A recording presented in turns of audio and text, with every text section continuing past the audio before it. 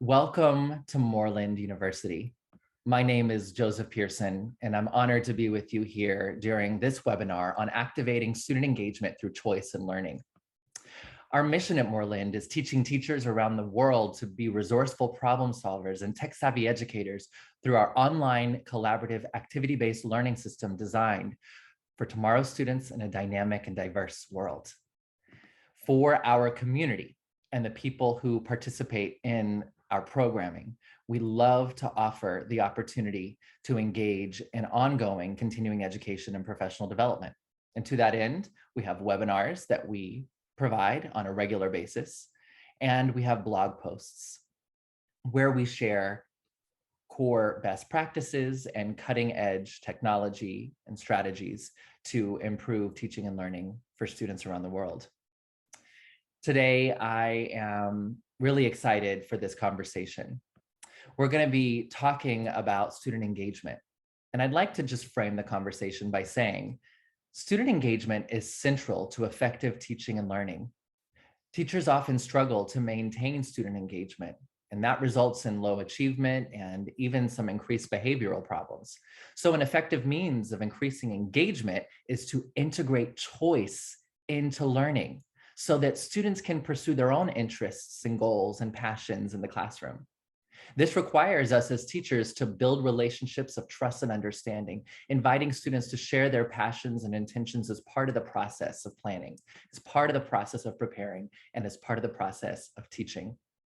When teachers leverage choice to promote intrinsic motivation and strengthen student engagement, teaching becomes more sustainable and it becomes more joyful for all of us. So today, we will discuss strategies to mindfully integrate student choice into teaching and learning with educators from the Moreland University community. I'm really excited to introduce our two panelists today, starting with Sherilyn Motley. I am gonna tell you a little bit about Sherilyn, who is a graduate of Moreland's Master's in Education with educational research focus and teacher preparation as well. Sherilyn lives in West Virginia, and she started her career as a childhood technician in St. Mary's Hospital for Sick Children in Bayside, New York. She developed there a love and a passion for working with children. She transitioned into education and public teaching by first working in a Montessori school and Head Start before transitioning into early elementary grades, where she received additional training in STEAM education. She's also served as a faculty member at Moreland University alongside her daughter, our beloved colleague, Melissa Collins. And Sherilyn is passionate about mentoring teachers and alternative approaches to teaching and learning. Thank you so much for being with us today, Sherilyn. Thank you. I'm also excited to introduce Nick Santalucia. Nick, do you want to say hello? Hello, everyone. Well, Nick is a graduate of Moreland University who earned his teaching license through Moreland in 2020 and is now a middle school ELA teacher. He also focuses on teaching writing and social studies near Ho Chi Minh City, Vietnam. Before becoming a classroom teacher, Nick was a test prep tutor and copywriter. He joined the Moreland University Alumni Network because he believes in what we believe in, which is non-traditional teachers can bring a lot of value into the field of education. He writes his thoughts on education and shares teaching resources in his website, nicksantalucia.com, which I'll put here in the chat space for everyone so that you can go and visit and support Nick. Thank you both for being here with us today and for participating in this webinar. So to start us off, Nick and Sherilyn, how have you been able to effectively cover rigorous and standards-aligned content while also integrating student choice in the classroom? Is student choice effective in promoting learning and achievement? And I'd love to ask Sherilyn if you'd like to start sharing your thoughts on that. Okay. Basically, what I did was when you walk inside your classroom the first day, as far as you're setting up your classroom, you want to have a classroom where the children feel comfortable with their choices. And the one thing, if you sit back and you think, how did I feel sitting in the classroom in a hard chair and focusing on the teacher and not having a choice in what I'm doing. So the first thing I did was the chairs were still there, the desk was still there, and I had bean bags, mats, different areas where they can actually sit. And this is actually a concept for Montessori where there were really no desk in the classroom. So that was the first choice that they made because I worked with younger kids from kindergarten to 5th grade. And that was the first thing they saw was, hey, I don't have to sit in a chair, you know? And that was the first thing they understood. Oh, I do have a choice of where I'm going. The first 2 weeks, what I did was I taught them, okay, there's 4 children in this area. So your choice is up. You need to move someplace else. And when we went further on, through that month, then I would have something on the desk and it was a basket. And it basically would be like different levels of activities. Say like it's a reading assignment. It would be different levels of what they needed to do for that particular activity. And it was just sitting there when they walked in and they looked at it like, what is this? And so I called them to the carpet and I says, you're going to have a choice in what you're learning. And they're like, huh? I said, you're going to have a choice in what you're going to learn today. So I told them, go back to actually where your tables were. And I said, talk amongst yourself and figure out what you want to do first. And each thing that was in there was aligned with the standards. And they would pick it out. I said, okay, now come back to the floor. And they come back to the floor. And they're like, what do we do with it? I said, in your group, you're going to discuss what's inside here. You're going to have paper and your pencil, and you're going to sit down and write what you're doing. And so the first day, I let them sit. It was a lot of noise, and then after they finished, I called them back. I said, how do you feel? I feel excited. I like this, they will look happy. So the next day they came in, everybody had that on the desk.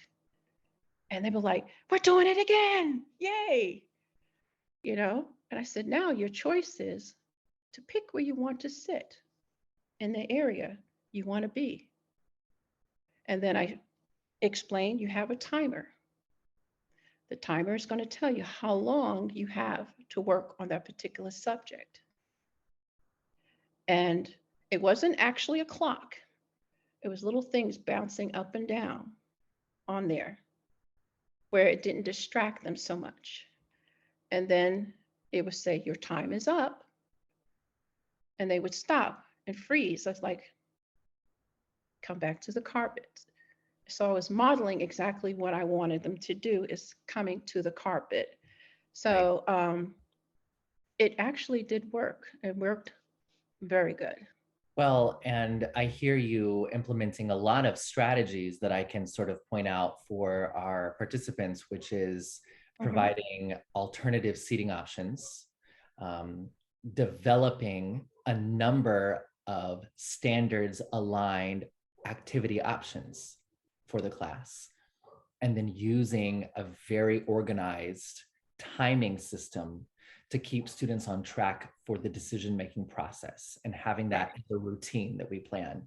Well, Nick, I wonder, how has that manifest for you in terms of covering rigorous standards and aligning those standards to the activities that you provide choice in the classroom? The first thing I want to talk about is kind of the edge, in my opinion, of where student choice. So, for example, I've taught ELA focused on writing and the comprehension standards of the Common Core, and I've also taught a dedicated composition class. And I think sort of counterintuitively, the composition class is where there should be less student choice. This is something just like, and not, and then I'll get to student choice. But first I want to sort of draw the dividing line and sort of, stake out the territory of student choice. And I'll explain why in the second part of my answer. So yeah, composition, I think, is quite similar to sort of mathematics in that there is a right and wrong way to do it. And you're not doing students any favors by forcing them to figure that out. This is where you do need to be the sage on the stage and say, look, you need a topic sentence and you need the details to clearly support that topic sentence. And, I'm a big believer in the Hockman method, the writing revolution, in terms of composition instruction. And this is something that is much more teacher-centered, much less choice, and the students do well with that because choice is not the only way to student engagement. Also, just a lot of cognitive engagement, the feeling of rigor, the understanding that what you're learning is important. These are all proven ways to engage students, and composition is an incredibly important skill. So, okay, that's the line, I think, of student engagement. Now, ELA, again, sort of counterintuitively, sort of what very similar to what Charlene was talking about. I have one unit that I've published, that I've made available publicly for Grimm fairy tales. And the idea is, just as Charlene was saying, you pick which fairy tale you read. If you want to read about, a pauper going into the woods, if you want to read about a princess in this castle, it's up to you. I'm not going to make you decide which one you read, because reading is more like a conversation.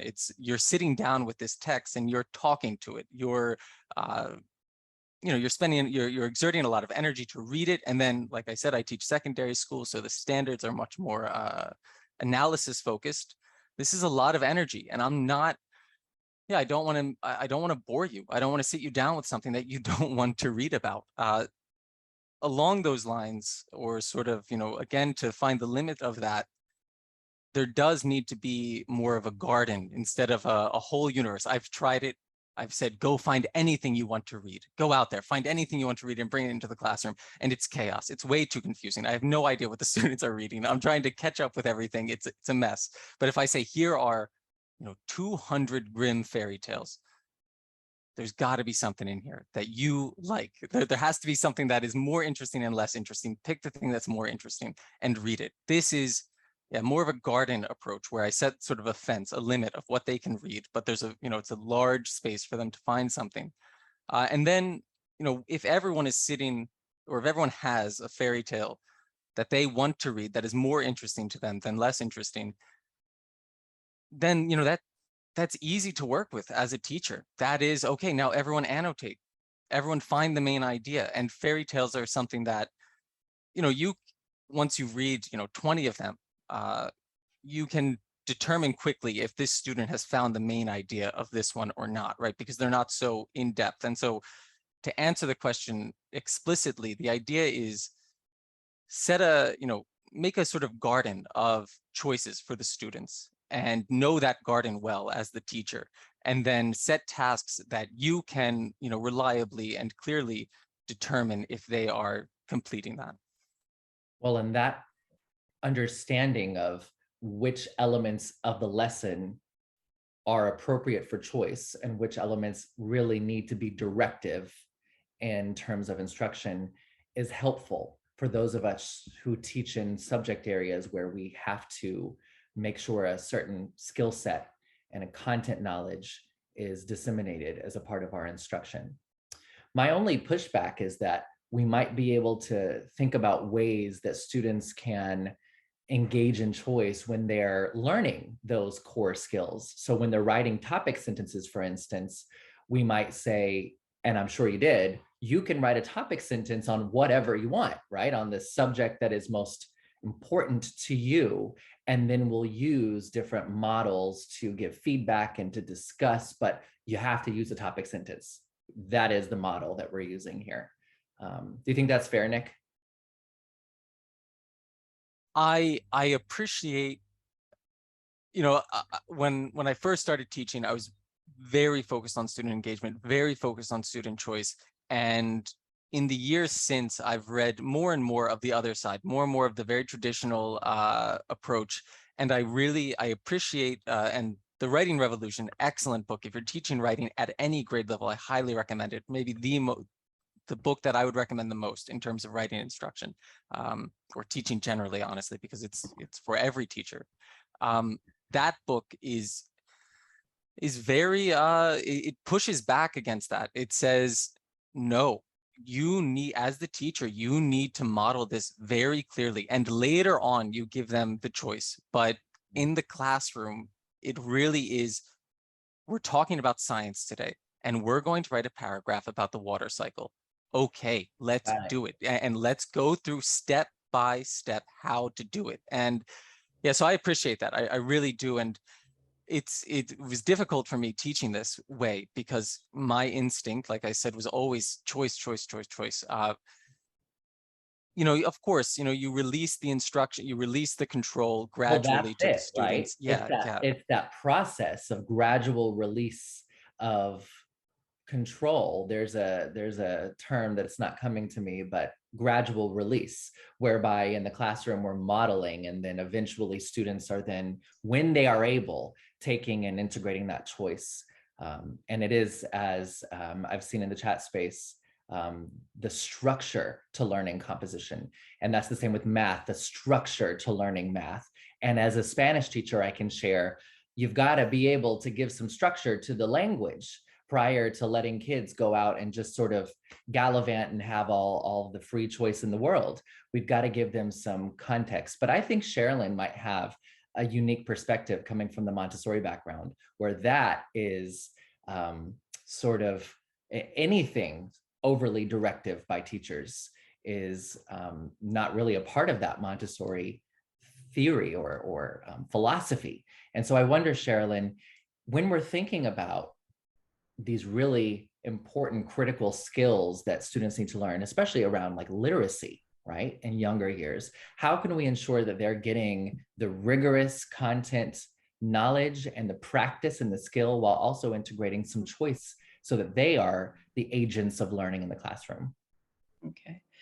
Well, I need to backtrack a little bit. When I was saying that I had the little packages there for them to look through and pick and choose, that was actually training them as to how to do it. Of course, when you're doing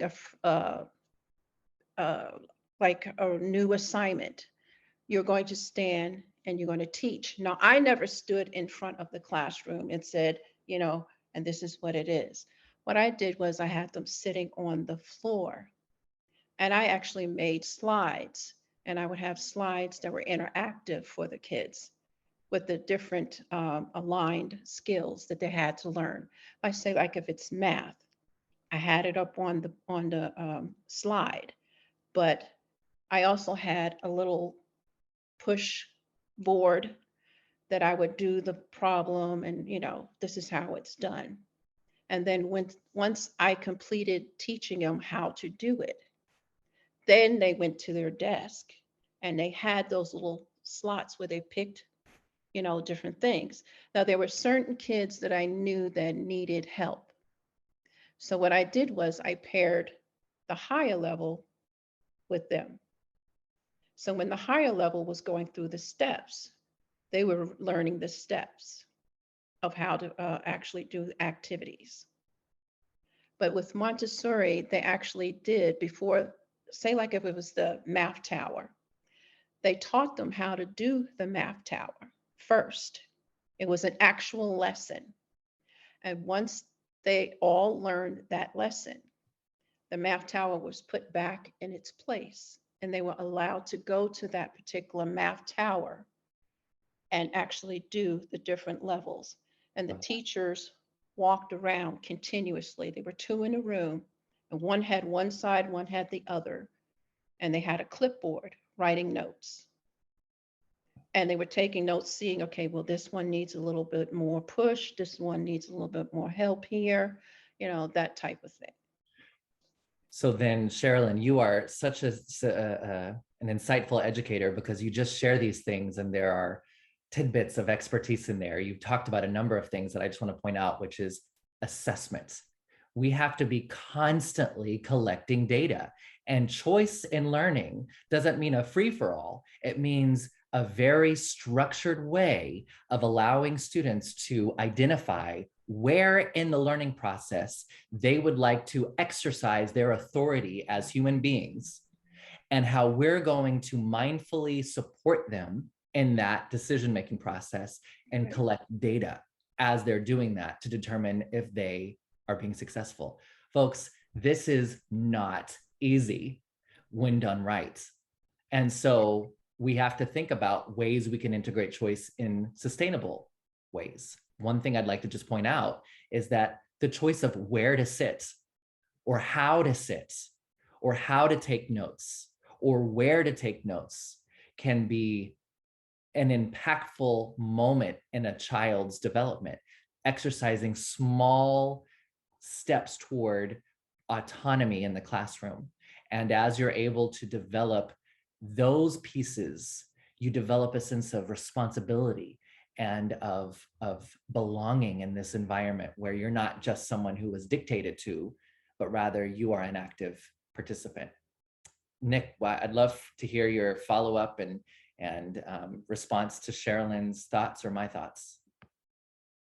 I agree. I think, what Sherilyn was saying about collecting the data, walking around with the clipboards, seeing where the students are. I think, that is, as you sort of summarized there, that's a huge part of it. When you say student choice, it's not just take what you want. It's also having those support structures in place as a teacher to make sure that, it's not chaos and you are moving in the direction you want to move. But when a secondary student's just like us, and maybe when you're teaching a language, you see something similar. When you're given some tool and you are told this is you understand the importance or the power of this tool, that is also a very engaging opportunity. That's a very engaging experience. So looking at composition, for example, if you are given a very clear way how to write a very good essay, if you're given, good subordinating conjunctions to use, good transitional words and phrases to use, how to brainstorm so that you have enough ideas, that can also be a very engaging experience for students, even if it doesn't have so much choice in there. So going back to what Sherilyn was saying about, making sure that students are on the right path, I just want to encourage everyone to not think that student choice is the only way to achieve that engagement. But it also can be very engaging for students to give them and to explain the importance of them and show your passion as a teacher and to make sure that they understand it, but something that is less choice driven, but equally engaging.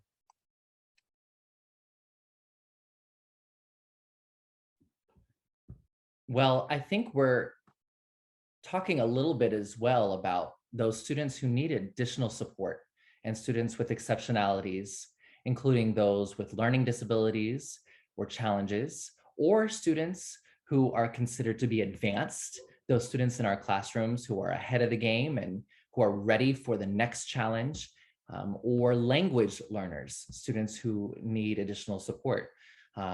Nick, you're absolutely right. Lots of ways to engage students. Today, we're talking about this one particular tool of integrating choice. And so I wonder how, Nick and Sherilyn, have you been able to use choice in teaching and learning to support those students with exceptionalities in your classrooms? As I see in the chat, and I can't chat with everyone, just the hosts and panelists, so I'll respond this way. It is the choice in the reading material. This is where that strategy really shines, in my opinion. To go back to the fairy tales, though there are lots of maybe even better examples in this particular case, student who's maybe newer to the English language, student who maybe is struggling to, needs additional support to get to the standards, that student starts with a shorter fairy tale. Students who are very advanced in the English language, students who, this is a strong suit of theirs, they read a longer one, a more complex one. They read 2 or 3 while that student is still working through his first one. And this is where the student choice really shines as a strategy, because there's such different lengths, there's different complexities. And I'm a big fan personally of the ELA Common Core because I think that they do cover such foundational skills, and they do allow for such a wide range of student choice and teacher choice in terms of what text that we use in class. So yeah, student choice and giving students a choice of, do you want to read this shorter one, or do you want to read this longer one? Do you want to read another one?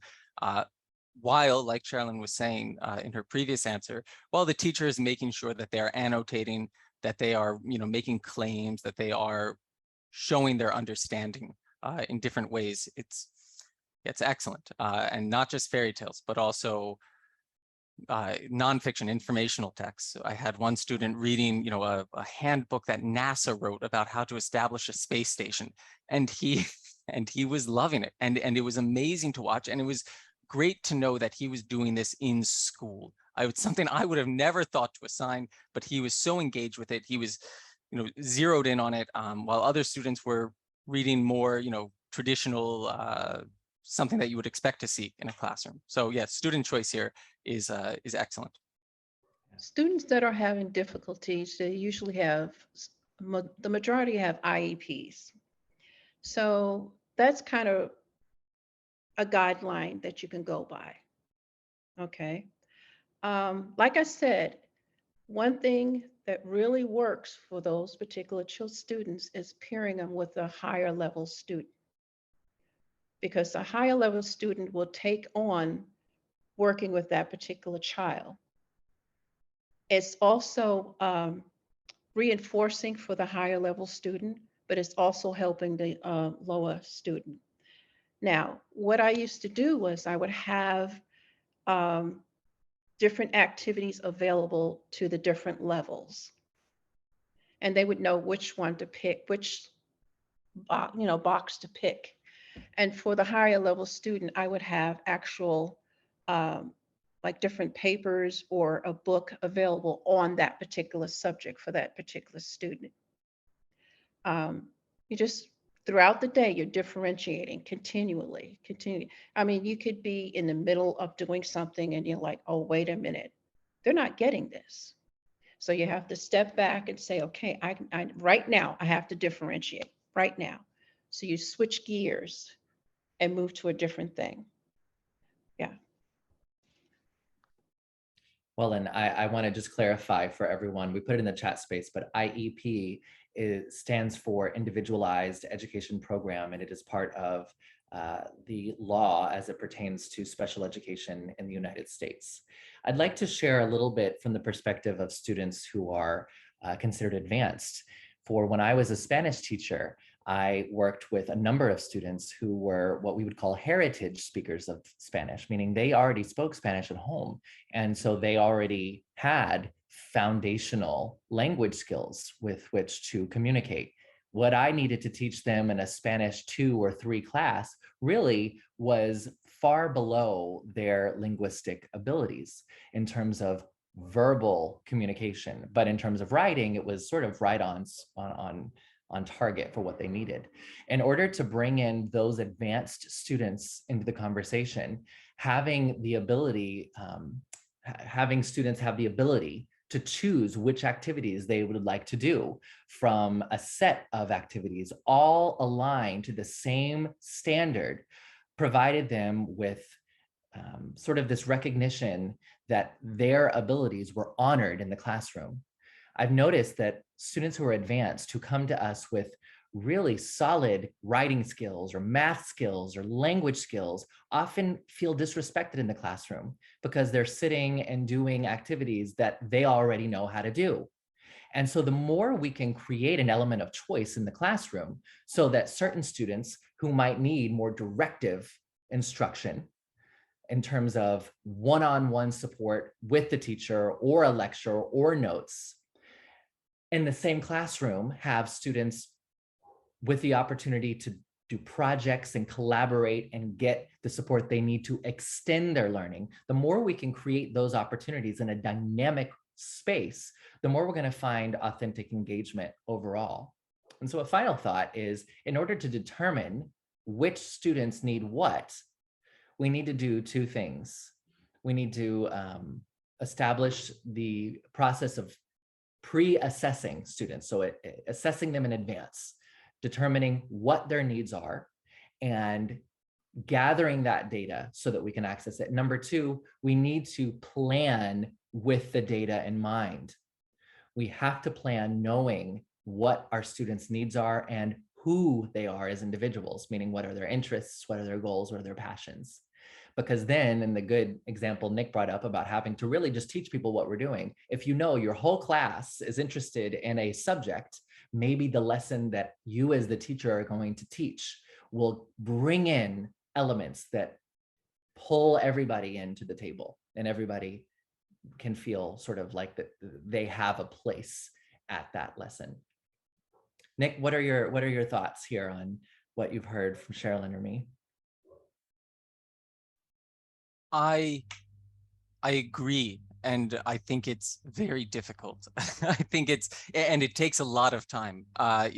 One thing I started doing was, for every skill, if we're practicing making inferences, I would make some controlled practice, and then I would also make sort of second controlled practice for those students who didn't quite get the first one.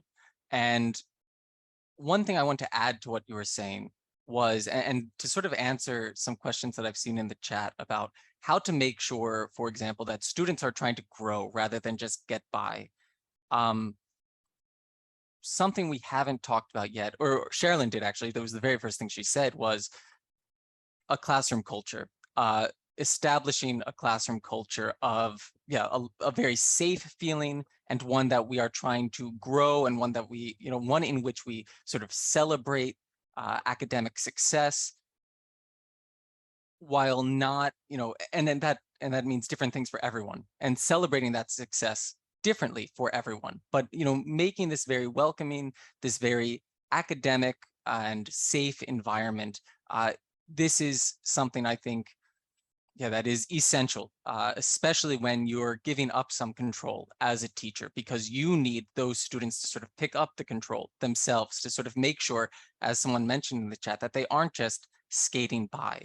It's too much for a teacher to say, oh, is this really, a good story for you? We can't do that for every single student. So we have to give that to students, which means that we have to have a culture in which they want to do that. They know how to do it. Well, Nick, I'd like to add another layer to this. And Christina in the chat says that Christina has 16 classes of 295 students at different levels that Christina sees once a week. And I just want to, first of all, say, bless you, Christina. That is a lot. And I appreciate you sharing with us.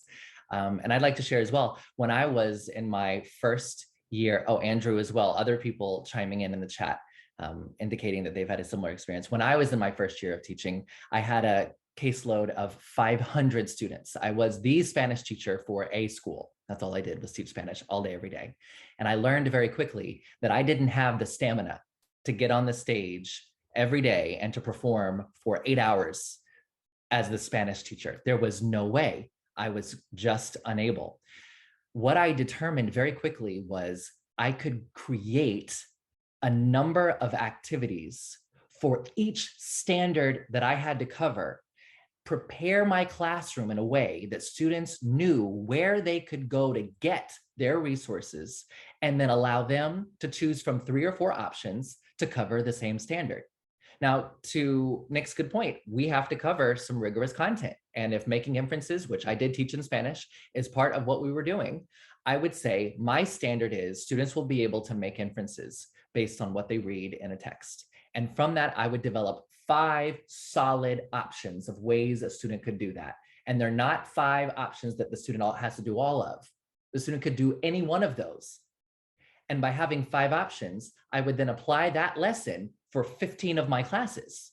And every class, when they got in, would know, you have 5 options you can choose from. Go to the folder, pick your option, go to the group with other folks who picked that option, and you're going to work together on that.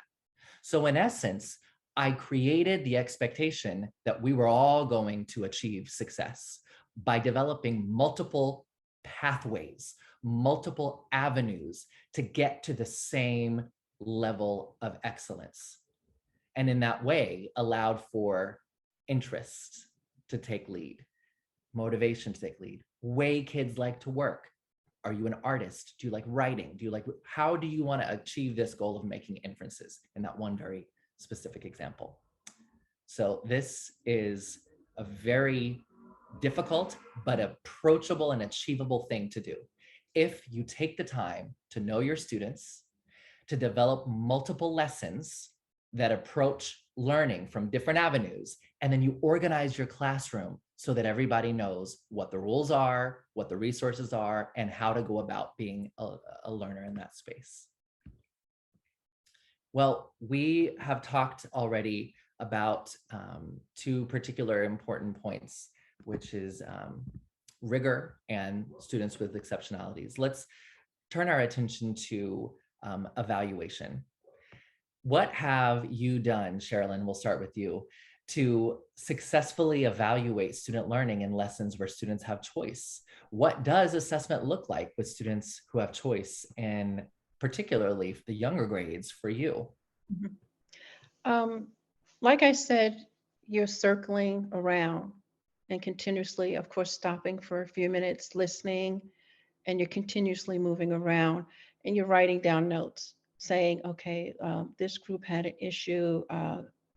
This person in this group had this, maybe we need to go over this.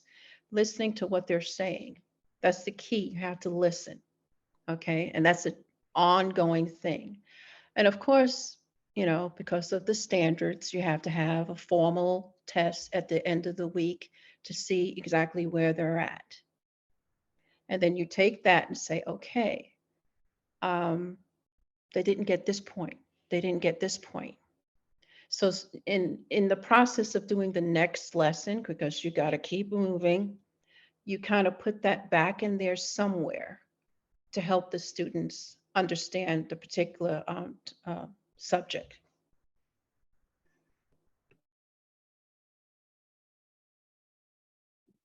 Nick, what are your thoughts on assessment?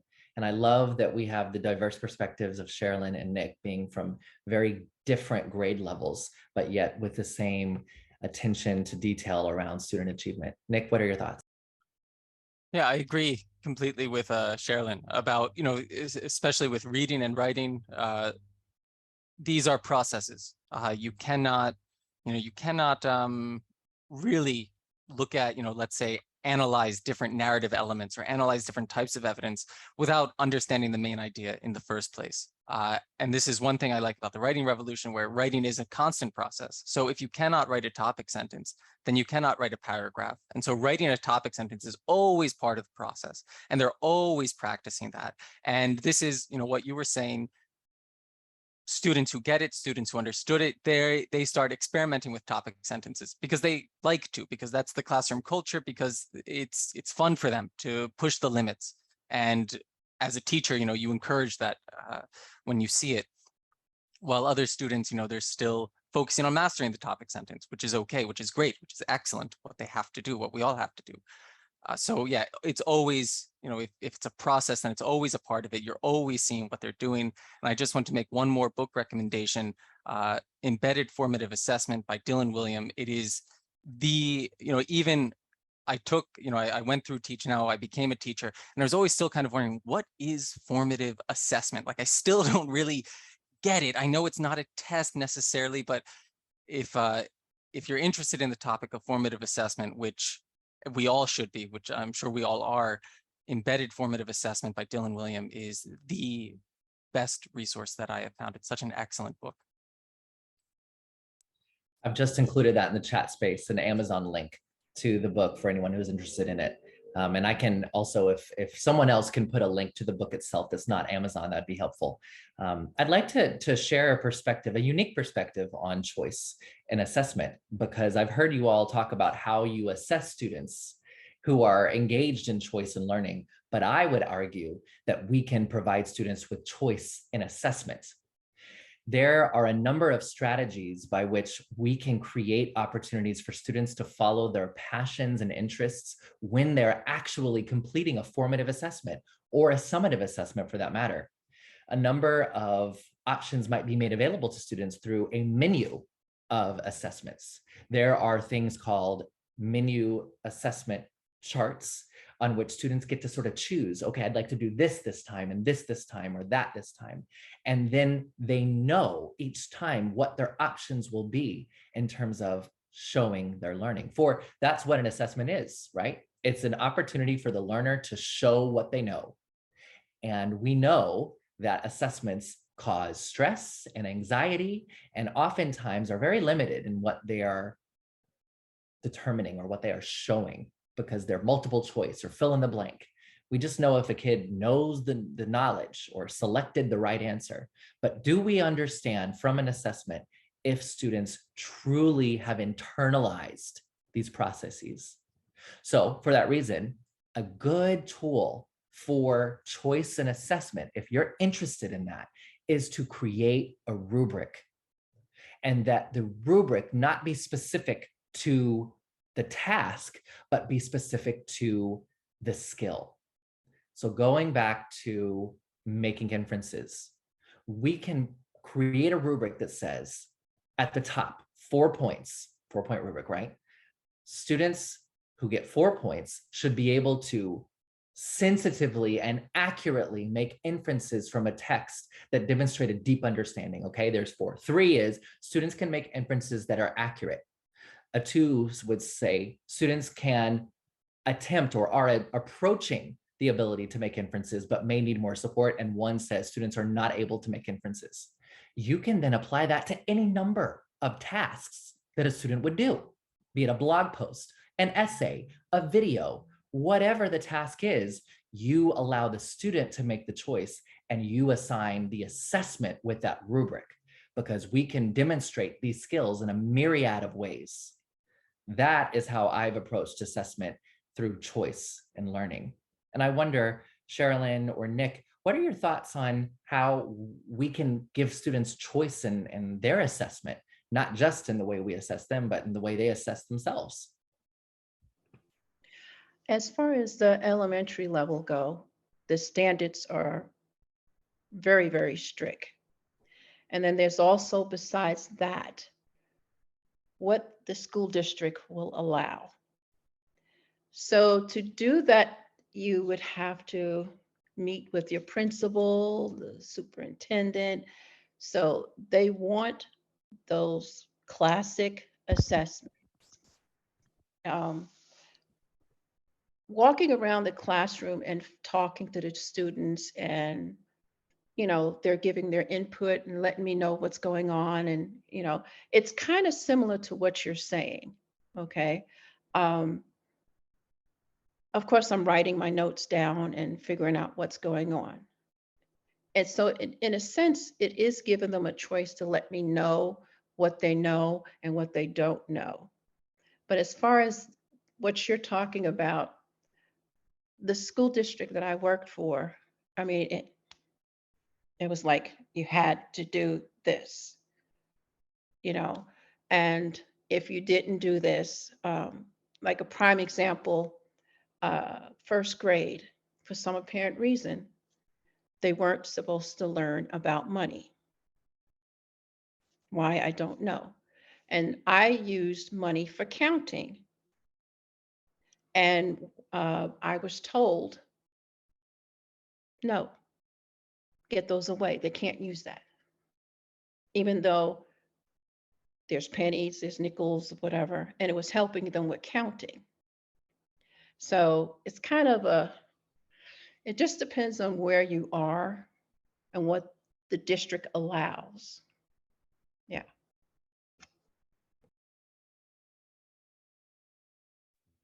Nick, do you have any thoughts on this, particularly around secondary education? Is it as sort of structured for you as what Sherilyn has shared?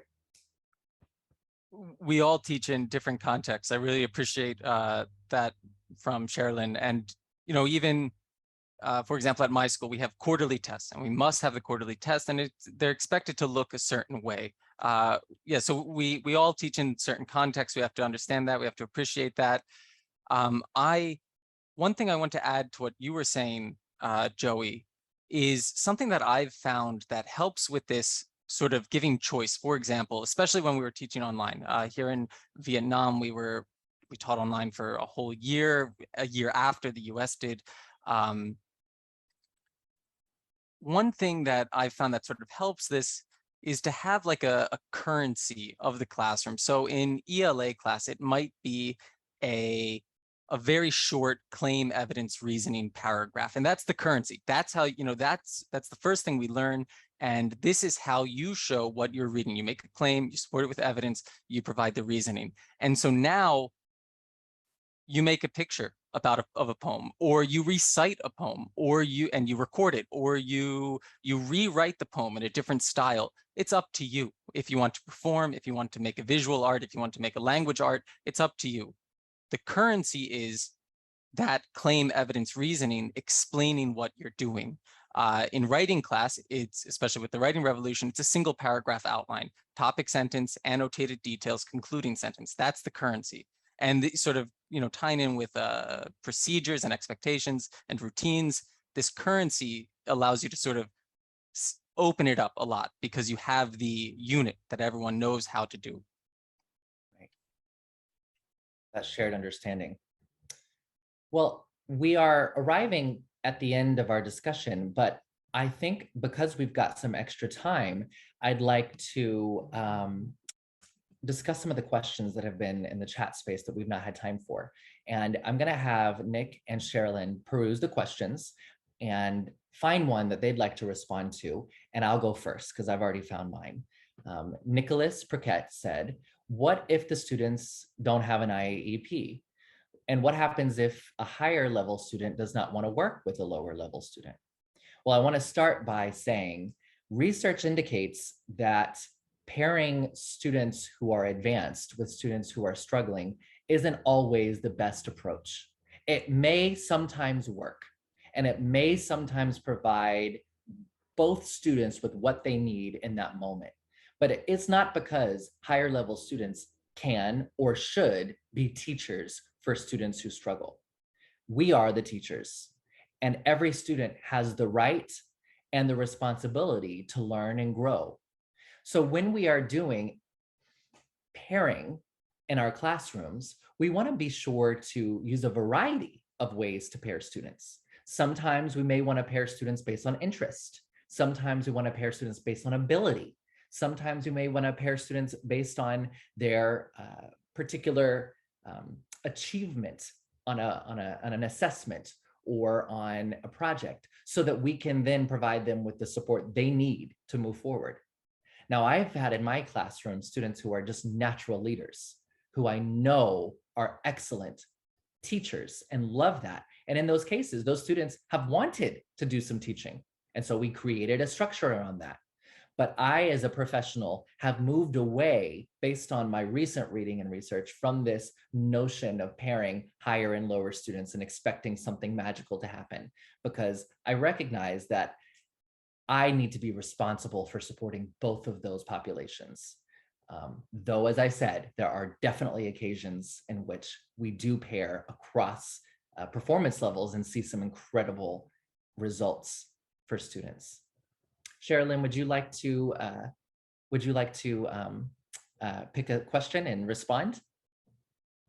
It looks like somebody was asking me about section stations that allow students to choose a number of activities. It is not actually stations. What it is that it's actually where the student sits. And in the middle of the desk, there is a little container that has different activities inside that particular container. And what they do is that they pick it up, they read it, they figure out which one they want to do.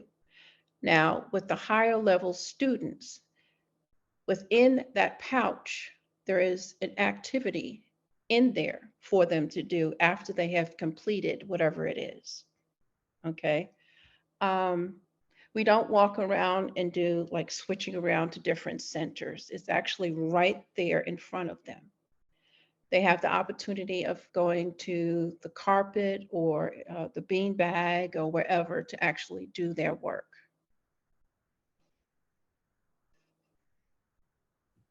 Thank you for sharing that.